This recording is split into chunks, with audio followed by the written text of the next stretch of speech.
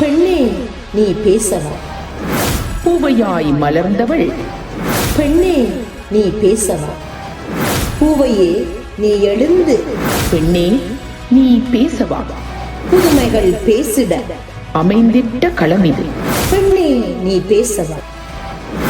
நெஞ்சத்தில் உள்ளதை நேர்கொண்ட எண்ணத்தை அஞ்சாது முன்னின்று பெண்ணே நீ பேசவா? அன்னையாய் தந்தையாய் அகில உலகம் போற்றிடும் தாயவள் பெண்ணே நீ பேசவா? பெண்ணே நீ பேசவா?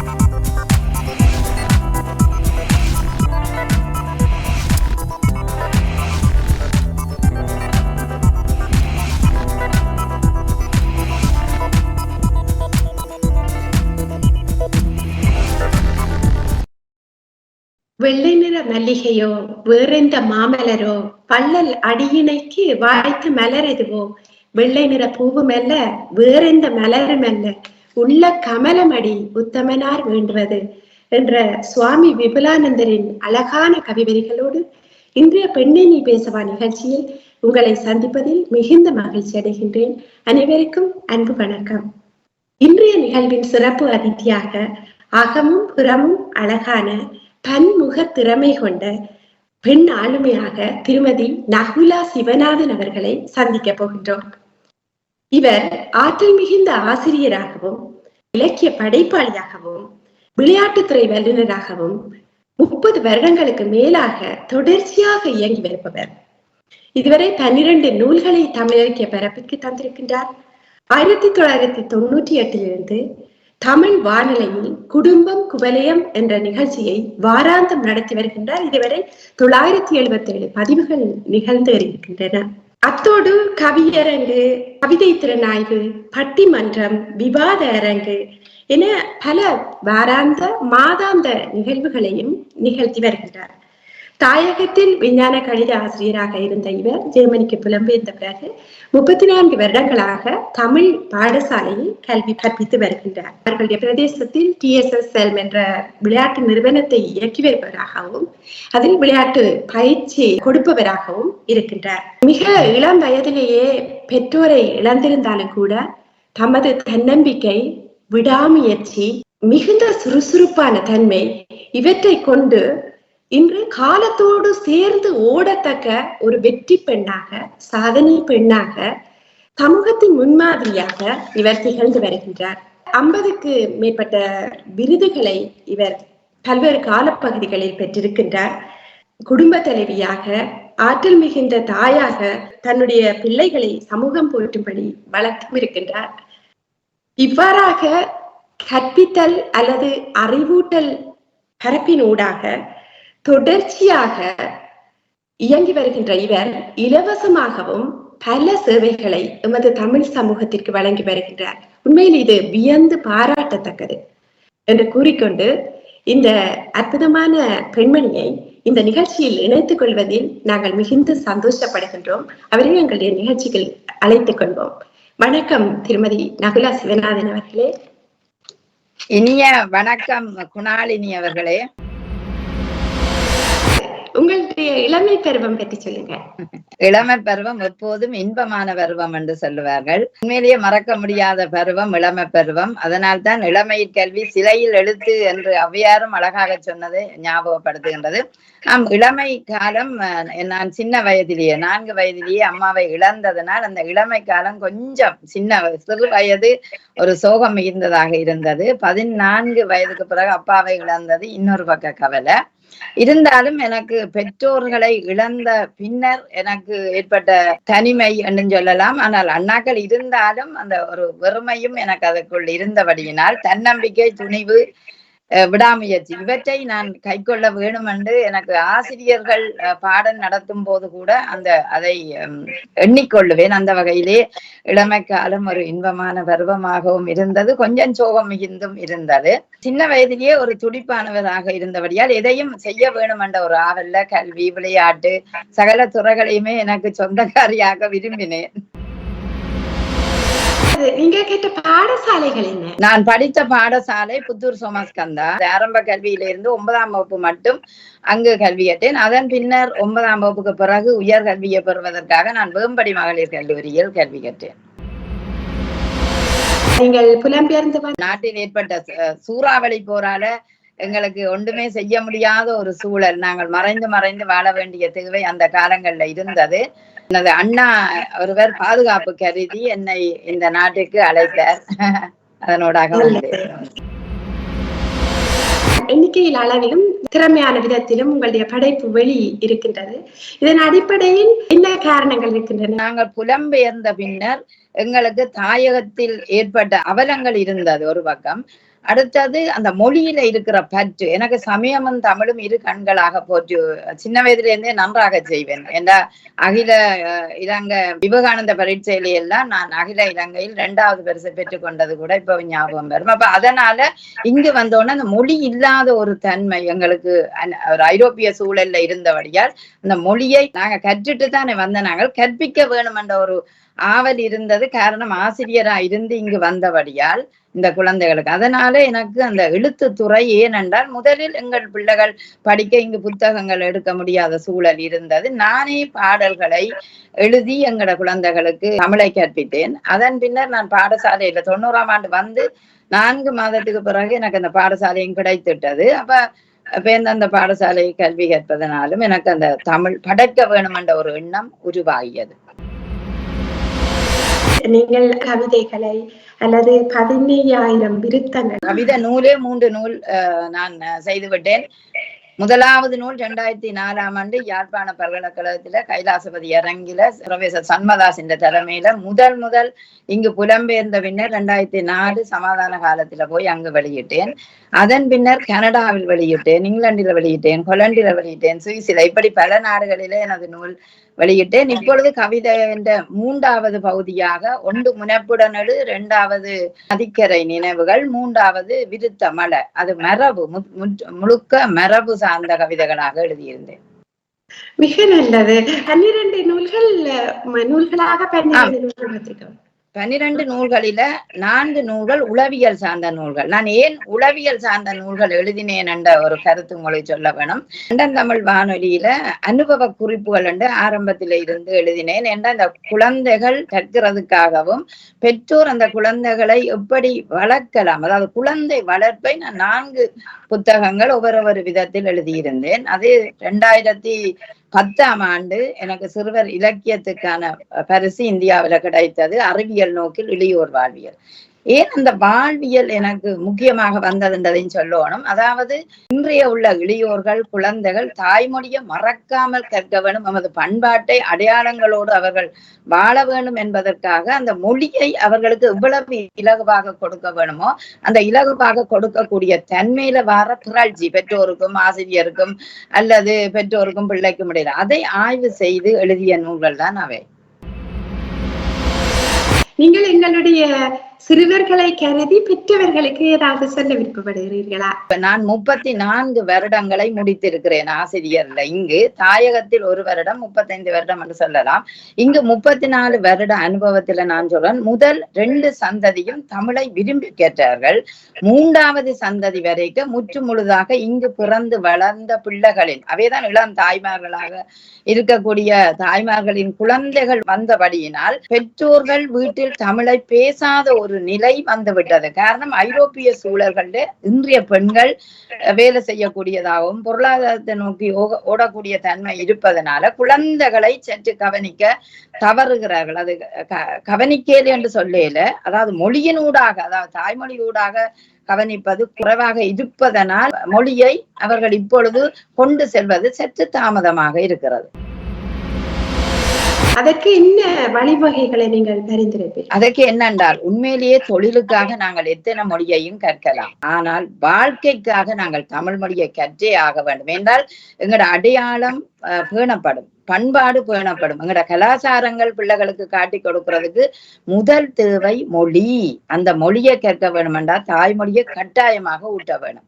ஆனால் இன்றைய சூழல்ல, ஐரோப்பிய சூழல்ல ஐக்கியமாகி இருக்கிறோம் தானே, அதுவே எங்களுக்கு போதும் என்று நினைக்கிற பெற்றோர்களாலதான் குழந்தைகள் என்று தமிழ் மொழியை கற்க பின்னிற்கிறார்கள் என்றுதான் சொல்ல வேணும். கடந்த 10 வருடத்துக்குள்ள பாக்க, அதுக்கு பிற்பாடு இப்ப பாக்க மிகவும் மந்தமான நிலையில தான் ஆசிரியர் ஊட்டினாலும் அந்த பிள்ளை தமிழை பேசுவது மிக குறைவாக இருக்கிறது. அதற்காக நான் பெற்றோர்களுக்கு உண்மையிலேயே வேண்டிக் கொள்ளுகிறேன், எந்த நாட்டில் வாழ்ந்தாலும் எங்கள் அடையாளங்கள் பண்பாடுகளை காக்க வேண்டும் என்றால் நாங்கள் வெள்ளக்காரன் ஆகிவிட முடியாது, ஐரோப்பியர் ஆகிவிட முடியாது. எங்களோட மொழியை நீங்கள் கற்பது மட்டுமல்ல, பெற்றோருக்கு தெரிஞ்சாலும் அதை வீட்டு மொழியாயாவது பேசிக்கொள்ளுங்கள் குழந்தைகளோட. அப்பதான் நிறைய சொற்கள் பிள்ளைகள் கிடைக்கக்கூடிய ஒரு வாய்ப்பு இருக்கு. நீங்கள் தொடர்ச்சியாக இலக்கியத்துக்களும் இயங்கி வருகிறீர்கள், ஆசிரியராகவும் இருக்கிறீர்கள். ஆனால் உங்களுடைய எழுத்து உண்மையில் என்னத்தை சொல்லுகிறது? வாழ்வியல் தான் நான் முக்கியமாக கொண்டு வரேன். எல்லாவற்றிலும் ஒன்று இயற்கையை நேசிக்கிற ஒரு பெண்ணாக இருக்கிறேன். காரணம், இயற்கை இல்லாவிட்டால் நாங்கள் இல்லை. அதாவது இயற்கை என்ற ஒரு பிரபஞ்சத்துக்குள்ள ஒன்றாக இருக்கின்றோம். ஒன்று இயற்கை, 2வது காதல், 3வது வாழ்வியல். இந்த 3ஐயும் என்னுடைய கவிதைகளை கொண்டு வருவேன். எப்போதுமே நான் பயணம் செய்யும் போது வாழ்க்கையே ஒரு பயணமாக இருக்கிறது என்பதை கவிதையில கொண்டு வருவேன். அல்லது காலையில் எழும்பினால் சூரியனை வழிபடுவது வழக்கம். இயற்கை தந்த இன்பமான பொழுதுகள், ஏன்னா இந்த காலநிலை, இந்த வெப்பம், காற்று, இவையெல்லாம் எங்களை எவ்வளவோ மகிழ்ச்சி படுத்துகிறது. அதை எப்படி உணரலாம் என்றால், நான் காலையிலே எப்பொழுதும் ஓடுவது வழக்கம். நான் என்னுடைய வயற்பகுதியாக்க ஓடைகளே இந்த காலம் எல்லாம் மெல்லிய தென்றல் காற்று மேனியில் படும்போது ஆகா என்ன சுகம். இந்த இயற்கை தந்த ஒரு அற்புதமான வாழ்க்கை மகிழ்ச்சிக்காகத்தானே. ஆகவே மகிழ்ச்சியோடு வாழ வேண்டும் என்பதற்காக வாழ்க்கை தத்துவங்கள் பலவற்றையும் வாழ்க்கையோடு இணைந்த இயற்கையையும் எப்போதும் எழுதிக் கொள்வது என்னுடைய வழக்கம். அதே நேரம் ஒற்றுமை, குழந்தைகளின் இந்த வளர்ப்பு, குழந்தைகளை எப்படி எதிர்காலத்துல உருவாக்கலாம், அவை போன்றவற்றையும் என்னுடைய கவிதைகளில் வந்து போகும். நல்லது. உங்களை நான் கேட்க விருப்பப்பட்ட கேள்விதான், உங்களுடைய விவரங்களை அறிகிற போது விளையாட்டு துறையில் வல்லவர்களாக இருக்கிறார்கள், பயிற்றுனர்களாக இருக்கிறார்கள், ஆசிரியர்களாக இருக்கிறார்கள். ஆனால் அந்த வாழ்வை தங்களுடைய வாழ்வில் பிரயோகிப்பவர்கள் உண்மையில் குறைவு. உங்களை நான் கடந்த வாரம் கூட உங்கள் பிரதேசத்தில் நடந்த ஒரு ஓட்ட போட்டியில் 5 கிலோமீட்டர் தூரத்தை 42 நிமிடங்களில் ஓடி உங்களுடைய வயது பிரிவினருக்குள் 4ஆம் இடத்தை கூட எடுத்திருக்கிறீர்கள். அத்துடன் அதே சமயம் பார்த்தால் கோயிலில் நிற்கிறீர்கள், அடுத்த நிமிடத்தில் தமிழ் பாடசாலை நிற்கிறீர்கள். பல்வேறு ஆளுமை சார்ந்த வேலைகளை மிகவும் சந்தோஷமாக சிரித்த முகத்தோடு செய்து வருகிறீர்கள். நீங்கள் உங்களுடைய நாளாந்த வாழ்வின் ஒழுங்குமுறை அல்லது நேர முகாமையை பற்றி சொல்லுவீர்கள்? என்னுடைய வாழ்க்கையில நான் எப்போதுமே மகிழ்ச்சியோடு வாழ விரும்புகிறேன். அதனால்தான் இன்றைக்கு என்னுடைய மாணவர்களையும் இளையோர்களையும் என் பக்கம் ஈர்க்கக்கூடிய ஒரு வல்லமையில இருக்கிறேன். நான் எப்போதுமே நினைப்பேன், வாழ்க்கை என்பது குறுகிய காலம்தான், அதுக்குள்ள நாங்கள் மகிழ்ச்சியாக இருக்க வேண்டும் என்றால் எனக்கான நேரத்தை நான் ஒதுக்கிக் கொள்வது வழக்கம். ஏனென்றால் ஒவ்வொரு மனிதனும் நேரத்தை அவர் தரையில அல்லது நேரத்தை மனைவி தரையில என்று கணவனையோ மனைவியோ குற்றஞ்சாட்டக்கூடாது. காரணம், ஒவ்வொரு பெண்மணியும் தனக்கான நேரத்தை தான் எடுத்துக்கொள்ள வேண்டும். இந்த சூழல், அறிவியல், உலகமயமாக்கல், போட்டியான ஒரு உலகத்தில இருக்கிறோம். அப்ப எங்களோட வாழ்க்கை காலத்தை நாங்கள் மகிழ்ச்சியாக வாழ வேண்டும். எங்களுக்குள்ள சில திட்டங்களை போட வேண்டும். ஆனால் சில நேரம் திட்டங்கள் சரி வராமலும் போகலாம். ஆனால் எனக்கு எப்போதும் காலையில் எழுந்து வெளியில் செல்ல வேண்டும் என்பதை நான் வழக்கமாக வைத்திருக்கிறேன். வேலைக்கு போனால் அது முடியாது, லீவான நாளில் செல்லுவேன், இல்லாவிட்டால் பின்னேரம் செல்லுவேன். அப்ப அதுக்கான நேரத்தை ஒதுக்கி கொள்ளுவேன். சில நேரம் சமுதாயம் சார்ந்த விடயங்கள்ல குடும்பங்கள் எனக்கு ஒத்துழைப்பு தருவதனால் சமைக்காமலும் சில நேரம் போயிருப்பேன்.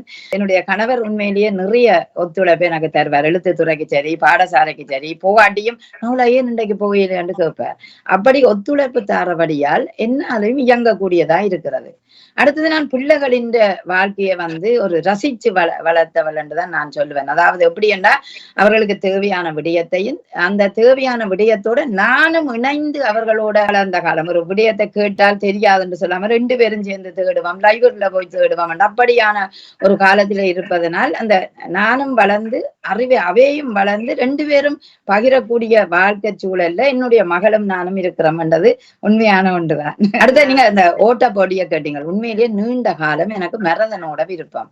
அதுக்கான வாய்ப்புகள் எனக்கு கிடைக்கல. பேர்லின்ல தான் அது கூடுதலாக செய்கிறது. அங்க போகணும், 24 கிலோமீட்டர் நீங்க ஓடுவீங்களோ எல்லாம் கேட்பினோம்.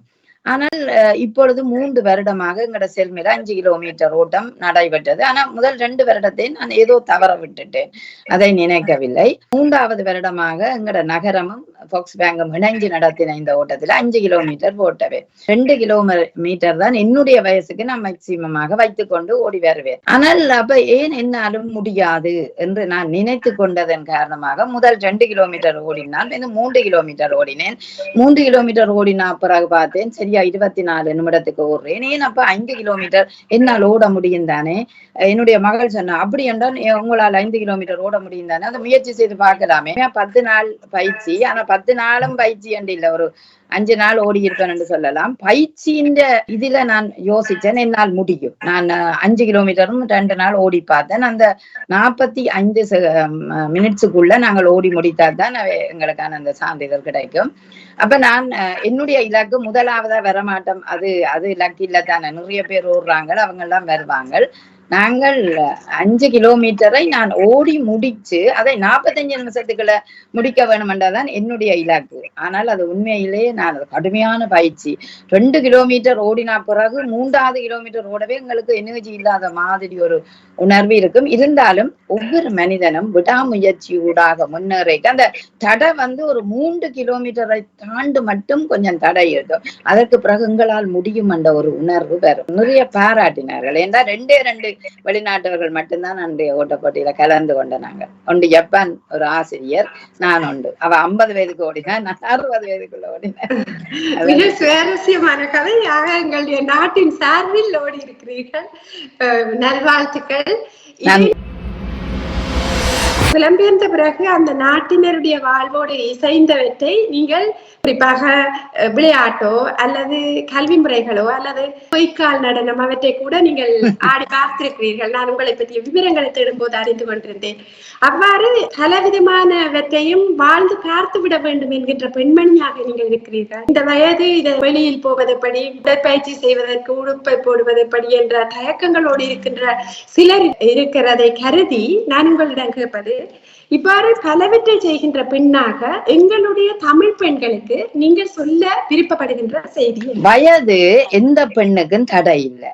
உண்மையிலேயே எனக்கு வயசு போட்டுது டீச்சர், வயசு போட்டுதுன்னு சில பேர் சொல்லுவார்கள். என்ன பொறுத்தவரை வயசு போனதுன்றதை நினைக்க கூடாது, மனசை இளமையாக வைத்திருக்கணும். எங்களோட மனதை இளமையாக, நான் இன்றைக்குமே உண்மையா நம்பினீங்களோ தெரியா, நான் இளமை பருவத்திலே இருக்கிற மாதிரி எனக்கு ஒரு உணர்வு தோன்றும். எப்போது நீ இளமையாக இருக்கிறாயோ அப்போது உனக்கு வயசு போகிறன்ற உணர்வே வராது.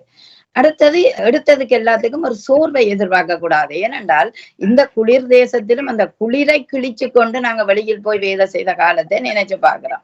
அப்ப எல்லாம் முடியும் என்பது ஐரோப்பிய பெண்களை பார்த்தால் சரியான சுறுசுறுப்பா இருக்கிறார்கள். அப்ப நாங்க ஏன் சுறுசுறுப்பாக இருக்காமல் இருக்கிறோம் என்றதை ஒரு நினைத்து கொள்ளலாம் ஒவ்வொரு பெண்ணும். அடுத்தது ஒவ்வொரு பெண்ணும் நாங்கள் ஒரு அறிவாளியாக இன்றைய சூழல்ல இருக்க வேண்டும். என்றால் ஒரு குழந்தைக்கு தாயானவள் தான் சகலவற்றையும் புகுத்த வேண்டிய தேவை வருகிறது. அப்பா இருந்தாலும் அம்மாவோட தான் அந்த குழந்தை கூடுதலான நாள் இருக்கும். அவை அம்மா ஒரு அறிவாளியாக இருந்தால் தான் குழந்தை கேட்கும் கேள்விகளுக்கு கூட சரியான பதிலை தான் சொல்லக்கூடிய மதிநுட்பம் வாய்ந்தவளாக இருக்க வேண்டும். ஆகவே பெண்கள் சோர்வாக இருக்கக்கூடாது. சில நேரம் நோய்கள் வந்தா சோர்வு வேற. எப்போதும் வெளியில் போங்கள், கொஞ்ச நேரம் நடவுங்கள், 20 அல்லது 30 நிமிடங்கள் நடப்பயிற்சி செய்யுங்கள். உங்களால முடியுமென்றா ஓடுங்கள். நான் 5 கிலோமீட்டர் ஓடினா பிறகு இப்பொழுது நடக்கவே மாட்டேன், எப்போதும் ஓடிக்கொண்டே இருப்பேன். பாடசாலையிலும் ஓடிக்கொண்டே இருந்தேன். அடுத்த வகுப்பறைக்கு போவேன். எனக்கு அது அப்படி வருகுது கால்கள் என்று. ஆகவே அந்த ஒரு முயற்சியை நீங்க செய்து பார்த்தால் அது அன்றாட வாழ்வில கொண்டு வந்தீங்களா கவலை இல்லை, துன்பம் இல்லை, நோய் இல்லை, மகிழ்ச்சியாக வாழலாம். மகிழ்ச்சி என்ற ஒன்றை நீங்கள் குழந்தைகளையும் மகிழ்ச்சியாக ஒரு தன்னம்பிக்கையுடைய குழந்தைகளாகவும் உருவாக்கலாம்.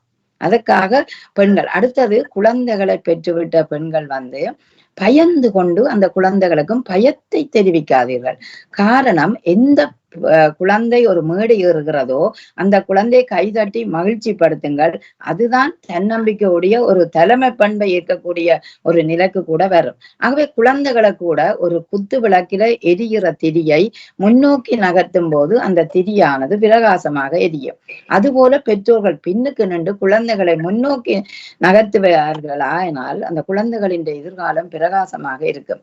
அதனபடியால் பெண்கள் சுறுசுறுப்பாக ஆளுமை உடையவர்களாக நிச்சயம் இந்த உலகத்திலே இருக்க வேணும். அதுக்கு எதுவும் தடை இல்லை. இப்ப வந்த இளம்பெண்கள் இந்த நாட்டு மொழியை, எந்த நாட்டில் வாழ்கிறீர்களோ அந்த மொழியை கற்றுக்கொள்ளுங்கள். உங்களோட பிள்ளைகளுக்கு சமாந்தரமாக பேசிக்கொள்ளலாம். ஏனென்றால் நாங்கள் சில நேரம் முதல் வந்த நாங்கள் கொஞ்சம் மொழியை கற்றது குறைவு. பிள்ளைகளோட சில தர்க்கங்கள் வரைக்கும் ஐயோ அந்த மொழியை எங்களுக்கு இந்த வேர்ட்ஸ் தெரியாம இருக்குது என்று கவலைப்பட்டு பிறகு அதை தேடி கண்டுபிடிச்சு அல்லது அவர்களிடம் கேட்டு அறிகிற நிலை வரும். ஆனா இப்ப இளம்பெண்கள் கட்டாயமாக சுறுசுறுப்பாக ஆளுமை உடையவர்களாக இருக்க வேணும் என்பது என்னுடைய கருத்து. நல்ல செய்தி. உங்களுடைய உடலமைப்பையும் கவனமாக பேணிக் கொள்பவராக நான் காணுகிறேன். உணவு முறைகள் அவற்றில் ஏதாவது நீங்கள் உணவை பெரிதாக நான் எடுத்துக்கொள்வது குறைவு. ஆனாலும் கொஞ்சம் சத்து பார்த்து கொள்வது வழக்கம். மதியம் எங்கள வீட்டில எல்லோருக்கும் சோறு பிடிக்கும். அதனுடைய மதியம் என்னுடைய கணவருக்கும் பிடிப்பதனால் சோறு மத்தியானத்துல சமைத்துக் கொள்ளுவேன் 2 அல்லது 3 நாட்கள். ஏனைய நாட்கள்ல நூடுல்ஸ் அப்படியான சாப்பாடுகளை போட்டுக் கொள்ளுவேன். காலையில் பான் புரோஜன் என்று சொல்வார்கள் இங்கு, அப்படியான உணவுகளைத்தான் உண்ணுவேன். கிழமையில ஒரு நாள் ஒரு நேரத்தை குறைப்பேன். காரணம் என்ற உடலுக்காக. காய்கறிகள் பல வகைகள்ல எனக்கு நாட்டம் அதிகம். காய்கறிகளை அவித்து நீரில் அவித்து அவற்றை ஒரு நாள் வீட்டில் ஒரு தரம் இல்லாட்டி நான் மட்டும் சாப்பாடு என்றால் அப்படி உணவாகி கொள்ளுவேன். அடுத்த நாள் அது எனக்கு நல்ல புத்துயிர்ப்பாக இருக்கும். ஆரோக்கியமான பழக்க வழக்கம் உணவில் தான் உண்மையில் ஆரம்பமாகிறது.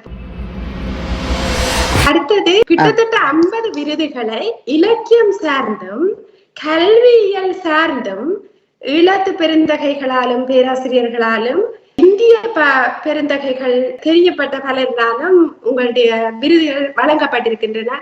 அந்த விருதுகளில் உங்களுடைய மனதிற்கு நிறைவு தருகின்ற விருதுகளாக 1-2 சொல்ல முடியும்? நிச்சயம். அதாவது எனக்கு கடந்த வருடம் 2022 நல்லாசிரியர் விருது நிலாமுற்றம் என்ற குழுமம் தந்தார்கள். காரணம், நீங்கள் தாயகத்திலும் ஒரு ஆசிரியராயிருந்து புலம்பெயர்ந்த சூழலில் இந்த சிறுவர்களை வளர்க்கிற ஒரு அரிய பணி, அது உண்மையிலேயே போற்றப்பட வேண்டும் என்று மேடையில் எனக்கு நல்லாசிரியர் விருது தந்தார்கள். அது வாழ்க்கையில மறக்க முடியாது. ஏன்னா நான் நல்லாசிரியர் விருதுக்காக ஏங்கின காலங்களும் இருந்தது. யார் தர போறார்கள் என்று. அதே நேரம் இங்கு 30 வருடத்தை முடித்ததற்கு தமிழ் கல்விக் கழகமும் எனக்கு ஒரு 3 பட்டங்கள் தந்தவே. அதை விட அந்த 30வது வருடம் எங்களை சிறப்பாக மேடையில கௌரவித்து எங்களுடைய மன ஓட்டங்களை எல்லாம் பேச வைத்து மகிழ்ச்சி படுத்தின, அதுவும் மறக்க முடியாத உண்டு. அடுத்தது 2010 நான் எழுதிய நூலுக்கு ஒரு உலக அங்கீகாரம் கிடைத்தது. எப்படி என்றால் அறிவியல் நோக்கில் இளையோர் வாழ்வியல் நூல் 2010 இந்தியாவில பச்சையப்பன் கல்லூரியில வெளியிடப்பட்டது. அதுல சிறுவர் இலக்கியத்துக்கான விருதை பெற்றுக்கொண்டேன். அதுல எனக்கு 2000 ரூபாய் காசும் அதே நேரம் அந்த விருதும் தந்தார்கள். அது எனக்கு உண்மையிலேயே மறக்க முடியாத ஒன்றாயிருக்கு. ஏனென்றால் அயல் நாடாக இருந்தாலும் இன்னொரு பிரதேசம் எங்களை இவ்வளவு தூரம் பெருமைப்படுத்தி இருக்கிறது. அது உண்மையிலேயே எனக்கு மறக்க முடியாத விருதாக இருந்தது. மற்றும்படி போட்டிகளுக்கு மலேசியாவில நடந்த மகாநாட்டில என்னுடைய கட்டுரையும் முதல் கட்டுரையாக தெரிவு செய்யப்பட்டது. அதனால போக முடியாத சூழல்ல அந்த விருதை நான் பெற்றுக்கொள்ளவில்லை. போகும் காலத்தில் அவர்கள் தந்து விடுவார்கள். அப்படி இலக்கியங்களில கட்டுரை. இறுதியாக இப்பொழுது அந்த கட்டுரை அதாவது புலம்பெயர்ந்த சூழலில இளையோர் கல்வியில் காணுற முரண்பாடுகளை கிட்டத்தட்ட 35 பக்கம் அந்த ஆய்வு கட்டுரை எழுதினான். உண்மையிலேயே அவர் சொன்னார், எழுதின கட்டுரையில உங்களோட கட்டுரை தான் எங்களுக்கு பிடிச்சது. ஏன்னா புலம்பெயர்ந்த ஒரு புதுமையாக அதை எழுதியிருந்தேன். என்னுடைய பிள்ளையும் அதை எனக்கு வாழ்த்தி இருந்தால் நல்ல ஒரு செயல்பாடு. அது எதிர்வரும் காலங்களில ஒரு நல்ல நூலாக நான் செய்ய வேணும், இன்னும் மிகுதியை எழுதி என்று வச்சிருக்கிறேன். ஆரம்பத்துல 90ஆம் ஆண்டு எங்களுக்கு ஒரு ரூம் தான் கிடைச்சது. ஒரு பக்கம் ஒரு டீச்சர், ஒரு பக்கம் ஒரு டீச்சர். இங்கேயும் கத்துங்கள் பிள்ளைகள், அங்கேயும் கத்துங்கள். எங்களுக்கு அந்த கஷ்டம். அதுக்குள்ளேயும் அந்த பிள்ளைகள் நன்றாக படித்தார்கள். இப்பொழுது எங்களுக்கு ஒரு அறை விட்டு ஒரு பாடசாலையே கிடைத்திருக்கிறது.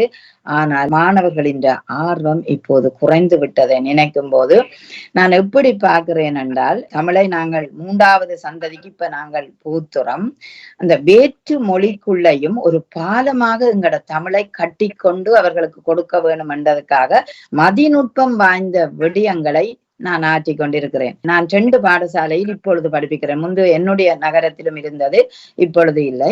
அந்த 2 பாடசாலையில் ஸ்வெட்டா பாடசாலையில் கொஞ்சம் இளம் சின்ன பிள்ளைகள் இருக்கிறார்கள். அந்த பிள்ளைகளை அந்த ஆசிரியர் நேற்று வரவில்லை, சின்ன பிள்ளைகளை படிப்பிக்கிற ஆசிரியர். நான் அந்த பிள்ளைகளை கவரும் முகமாக நேற்று அவர்களுக்கு திடீரென ஒரு நம்பருக்கான ஒரு பாட்டை சொல்லி கொடுத்தேன். எண்ணுகளுக்கு 1 to 10 உண்மையிலேயே அந்த குழந்தைகளோட சேர்ந்து விளையாடும் போது, அவர்களோட சேர்ந்து அந்த கல்வியை கொடுக்கும் போது பார்த்து கொண்டு நிக்கிற பெரிய வகுப்பு மாணவன் போய் தாய்க்கு சொன்னாரா, நவுலா டீச்சர் சின்ன பிள்ளைகளோட இன்னும் அழகா குழப்படி இல்லாம இருந்து படிச்சினமண்டு. எனக்கு சிரிப்பா இருந்தது. தாய் வரைக்கும் எனக்கு சொல்ல. ஏனென்றால் அவர்களை பாடல் மூலமும் ஆடல் மூலமும் மொழியூடாக கவரக்கூடிய ஒரு நுட்பம் ஆசிரியருக்கு இருக்கு. ஆனால் அந்த நுட்பத்தை நான் பல இடங்களில தமிழை எப்படி நுட்பமா கொடுக்கலாம் என்றது எனக்கு உண்மையிலேயே இப்பொழுது நிறைஞ்ச அனுபவமாக இருக்கிறது. அதனால எனக்கு சின்ன குழந்தைகளை கொண்டு வந்து தந்தாலும் அவர்களை நல்ல ஒரு வல்லவர்களாக ஆக்கக்கூடிய தன்மை கூட எனக்கு இருக்கின்றது. இதுதான் இன்றைக்கு எனக்கு நான் இந்த 30 வருட அனுபவத்தில கற்ற ஒன்று. அடுத்தது இன்னொன்று, இந்த இளம் பிள்ளைகளை முன்னிலைப்படுத்துறேன். இப்ப இந்த முறை இந்த விருத்தமலை நூல்ல என்னிடம் படிக்கிற 11ஆம் ஆண்டு 12ஆம் ஆண்டு மாணவர்களை, அதுவும் 11ஆம் ஆண்டு மாணவர்களை முன்னிலைப்படுத்தி அவர்களை கவிதை வாசிக்க, நீங்கள் டீச்சர்ட்ட நூல் ஒரு சின்ன விமர்சனம் செய்ய, அந்த விடயங்களை அவர்களுக்கு கொடுத்து செய்ய வச்சது. அந்த பிள்ளைகள் இப்ப 11ஆம் ஆண்டு முடித்து இறுதியாக எனக்கு ஒரு பேட்டி தந்திருக்கிறார்கள். உண்மையிலேயே வாழ்க்கையில மறக்க முடியாதது. அவர்கள் அதுல சொல்லி இருக்கிறார்கள், எங்களை ஒரு மேடையில முன்னிலைப்படுத்தி நீங்க கொண்டு வந்தது எங்களுக்கு மகிழ்ச்சியாக இருக்கிறான். அப்ப இன்றைக்கும் அவர்களோட வாழுகிறேன். அல்லது ஒரு சுற்றுலா கூட்டி கொண்டு போய்க்கும் அவர்கள் மயமாகவே நான் மாறிவிடுவது வழக்கம். அது தெரியல அந்த செயற்பாட்டில். ஆகவே இன்றைக்கும் ஒரு ஆசிரியர் இளமையாகத்தான் இருப்பார். காரணம் மாணவர்களோட பழகிறபடியால் என்று சொல்றேன். அப்படி உங்களுடைய தற்கால பணிகள் சார்ந்த எதிர்கால திட்டங்கள் ஏதாவது இருக்கிறது? எதிர்கால திட்டம் நிறைய இருக்கிறது. சில நேரம் சொன்னால் சரி வராது. என்னுடைய ஆசை ஒன்று 15 நூல்கள் எழுத வேணும் என்ற ஆசை. அது நீண்ட நாட்களாக எனக்கு இருக்கின்ற. இப்பொழுது 13வது நூலை வெளியிட்டுட்டேன். நான் இன்னும் 2 நூல்கள் எனக்கு செய்ய வேணும் என்ற ஒரு ஆர்வம். ஏனோ தெரியும் அந்த எண்ணிக்கை சில நேரம் கூடலாம் குறையலாம், அந்த எண்ணிக்கை வரணும். ஆனால் அது காலம் செல்ல உடனடியாக இல்லை. என்னுடைய முயற்சி எது சமுதாயத்துக்கு தேவையோ அதை படைக்க வேணும் என்ற ஒரு ஆர்வம் இருக்கிறது. அதனாலதான் எனக்கு இந்த குழந்தை பிள்ளைகள் உளவியல், அதை விட குடும்ப கோயிலும் இப்படியான விடயங்கள் தான் நாம் பேசிக்கொள்வது வழக்கம். அதனால் இன்னும் பல முயற்சிகள், அதாவது எதுவும் பொதுப்பார்வை வேணும், அதிலும் புதுப்பார்வை அவசியம் தேவை என்பதனால் ஒரு புதிய கண்ணோட்டத்தோட சில விடயங்களை கொண்டுவரலாம் என்று இருக்கிறேன். காலம் கருதி நடந்தால் இன்னொரு சந்திப்புல உங்களுக்கு அறியத்தாரு. மிக நல்லது. உங்களுடைய எண்ணங்கள் எல்லாம் ஈடேறுவதற்கு எங்களுடைய மன நிறைந்த நல்வாழ்த்துக்களையும் சொல்லிக் கொள்கிறோம். தற்போது பல நூல்களின் வருகை மிக மிக அதிகரித்திருக்கின்றது. பல நூல்களை வெளியிட்டவராக உங்களை நான் கேட்கலாமா, நூல்களின் வருகை, வாசிப்பாளர்களின் குறைவு அல்லது வாசிப்பே எவ்வாறு உங்களுடைய இடத்தில் இருக்கிறது, மற்றது நூல் விற்பனை, முகம் கொள்ளத்தக்க நெருக்கடிகள், அவற்றை சவால்களாக எவ்வாறு வெற்றி கொள்கிறீர்கள், அதை பற்றி? நிச்சயம் நீங்க சொன்ன சரி. அதாவது நூல் ஒன்றை நாங்கள் கஷ்டப்பட்டு படைச்சு உருவாக்கி முடியும். ஆனா அந்த நூலை எப்படி விற்பனை செய்வதென்பது எங்களுக்கு உண்மையிலேயே அந்த பரிச்சயம் இல்லை. அது இலங்கை தமிழர்களிடம் நிச்சயமாக குறைவு. ஏன்னா இந்திய தமிழர்கள் அதை விற்பனையாக்கி போடுவார்கள் ஏதோ ஒரு வழியில, புத்தக கண்காட்சி, புத்தக விற்பனை நிலையங்கள்ல கொண்டு. எங்களிடம் அது சரியான றையாவ மிக அருமையாக இருக்கிறது. என்ன செய்வதென்று சில நேரம் தெரியவில்லை. முதல் முனைப்புடன் எழுத 500 புத்தகத்தையே ஆக்கிட்டேன். இப்பவுமே கிளருக்கு கீழே இருக்கிறது. அதை விட பிள்ளைகளுக்கான பயிற்சி நூல்கள் 4 நூல்களை ஆக்கினேன். அது கூட தேங்கி இருக்கின்றது. என்ற காலத்துக்கு காலம் கற்றல் முறையில வெவ்வேறு புத்தகங்கள் வந்தோன்னா அவற்றை பயன்படுத்தவே முடியல. 35 வயசுல நான் முதல் அனுபவ குறிப்பை எழுதினேன். ஒரு அனுபவம் சார்ந்த ஒரு குழந்தை வளர்ப்ப அதை ஒரு ஆசிரியர் கண்டுட்டு, உங்களுக்கு இந்த வயசு காணாது, நீங்க இது எழுத தேவையில்லை, அது கொஞ்சம் வயதான எங்களோட மாஸ்டர் மாதிரி ஆக்கள் தான் எழுத வேணும் என்று சொன்னது. எனக்கு உண்மையிலேயே கவலையா இருந்தது. அன்றைக்கு நான் விட்டு இருந்தா அன்றைக்கு எழுத்துத்துறையே வந்துடாது. ஆனால் என்னுடைய மகள் 17 வயசுல கவிதை நூல் வெளியிட்டவா. அவ எழுதின ஒரு 600 கவிதை, அதுல நான் ஒரு 100 கவிதையை எடுத்து அதை நூலாக்கி அவன் 18வது பிறந்த நாளுக்கு பரிசாக கொடுக்க வேண்டும் என்பதற்காக செய்தேன். மொழிபெயர்ப்பு கவிதை ஒரு பக்கம் தமிழ் கவிதை, அவ எழுதின சொந்த கவிதை. அப்ப நான் யோசிச்சேன், படைப்புக்கு வயசும் இல்லை, எப்ப வருகுதோ அப்ப படைக்க வேணும். ஏனென்றால் அந்த காலம் ஓடிடும். இப்ப எனக்கு ஒரு கற்பனை வருகுது, நான் எப்பொழுதுமே ஒரு சிந்தனையை எழுதுவேன். மரங்கள் இதுகளை பார்க்க நிறைய சொலிச்சு நிற்கின்றது. அப்ப நான் பார்க்க ரெயினில போய் பார்க்க என்ன இயற்கை அழகு, இவ்வளவு பச்சை, அந்த பச்சையை பார்க்க இச்சையாய் மனதும் அதை எண்ணிக்கொள்ளுது. அப்ப நான் யோசிச்சேன், நல்ல மழை பெய்தது இந்த வருஷம், நல்ல சூரிய ஒளி, அந்த பயிர்கள் மரங்கள் எல்லாம் நன்றாக செழித்து வளர்கின்றன. அவை செழிப்பாக இருக்கும் போது நல்ல மகிழ்ச்சியா இருக்குது. ஏன் எங்கள் மனித மனம் மட்டும் மகிழ்ச்சி இல்லாமல் இருக்குது? அப்ப நாங்களும் மகிழ்ச்சியான செயற்பாடுகளால் உயரலாம், நல்ல எண்ணங்கள் நல்ல சிந்தனைகளால் நாங்களும் மனதை மகிழ்விக்கலாமே என்ற ஒரு எண்ணம் வந்தது. நான் உடனே பேஸ்புக்ல உடனே எப்பவும் எனக்கு ஒரு சிந்தனை வந்தாலும் எழுதி கொள்ளுவேன். என்ன முடியாதுன்னு மூலையில் முடங்காதே, முடிவிலும் முன்னேற்றம் தேடியே வராது. இங்கு வந்து ஸ்விம்மன் பழகி, அதாவது நீச்சல் பழகி, முதல் நீச்சல் குளத்துல இருந்து நீந்தின உடனே 4 நாட்கள் பயிற்சியில நான் நீந்தினான். அந்த சர்டிபிகேட் எடுக்க நான் உடனே யோசன் அந்த தண்ணிக்கு இருந்தே இந்த பழமொழியை எழுதினேன். அப்ப எங்களால முடியாதண்டில முயன்றால் எல்லாம் வெற்றி பெறும் என்றதுதான் என்னுடைய நான் பல இடங்கள்ல அனுபவமா செய்து பார்த்தேன். இப்பொழுது ஓட்டத்தை பார்த்தேன், நீச்சலை பார்த்தேன், இந்த வாழ்க்கையில சில அனுபவங்கள் எழுத்துத்துறையில பார்த்தேன். எங்களால முடியும். அதனால நீங்க படைச்சு கொண்டு இருங்கோ, என்றோ ஒரு நாள் உங்கள் படைப்பு பேசி கொள்ளப்படும். ஏனென்றால் என்னுடைய புத்தக வெளியீட்டுல ஒருவர் பேசியிருந்தார், நகுலா படைத்த சிறப்பான படைப்புகளில் சிறந்த ஓவிய படைப்பு மகள் என்று சொன்னார். என்ற மகள் என்று, ஏன்னா அவதான் அன்றைக்கு அறிவிப்பு எல்லாம் செய்தவ, பல மேடைகள் கண்டவ, நல்ல தமிழ் மொழி உச்சரிப்பு பேசக்கூடிய வல்லமை. நான் எனக்குள்ள யோசிச்சேன், படைப்பு என்றது ஒவ்வொரு மனிதன் இதிலும் வர வேண்டிய ஒன்றுதான். அது புதுமைகளையும் படைக்க வேணும். ஆனா நீங்க படைச்சு கொண்டே இருங்கோ, உங்களால முடியும் என்றால் அவற்றை நூலாக்குங்கோ, காலம் ஒரு நாள் அவற்றை பேசிக்கொள்ளும் என்று நான் நினைச்சு கொள்ளுவேன். பேசவா நிகழ்ச்சியை பற்றி உங்களுடைய கருத்து என்ன? உண்மையிலே STS தொலைக்காட்சியை முதல்ல நான் வாழ்த்த வேணும். ஏனென்று கேட்டா, அந்த நல்ல ஒரு நிகழ்வு. பெண்கள் தங்கள் திறமைகளை மௌனமாக வைத்திருக்க கூடாது. எப்போ திறமைகள் உரசப்படுகிறதோ அப்போதுதான் அந்த பெண் கூட சமுதாயத்துக்கு வெளிச்சத்துக்கு வருகிறாள். என்றால் உரசாத தீக்கிச்சு ஒரு காலம் எரியாது. உங்களோட அறிவு துலங்கப்பட வேணும் என்றால் ஒரு தளம் வேணும். வெளியில வாங்கோ, வெளியில வரும்போது உங்களோட ஆளுமைகள் நன்றாகவே பேசப்படும். அதனால பெண்ணே நீ பேசவா நிகழ்ச்சியில நீங்க பலவிதமான பெண்களை கொண்டு வருகிறீர்கள். உண்மையில எவ்வளவோ நேரம் எடுத்து நீங்க செய்கிற இந்த முயற்சி நிச்சயம் வெற்றி பெறும். இப்பவே உங்களை பாராட்டிக் கொள்கிறேன். பெண்ணாக நீங்கள் இருந்தாலும் ஆளுமையான இந்த கேள்விகளூடாக இன்னொரு ஆளுமைகளை நீங்கள் பேட்டி எடுக்கிறீர்கள். அது கூட உங்களுடைய ஆளுமைக்கு இன்னும் ஒரு தூண்டலுக்கு துலங்கலாக அமைகின்ற ஒன்றாகவே இருக்கின்றது. நான் வரவேற்றுக் கொள்ளுகிறேன். நீயவை 40 என்ற ஒரு நூலின் ஒரு பாட்டு எனக்கு இப்பவும் அது ஞாபகம் வரும்.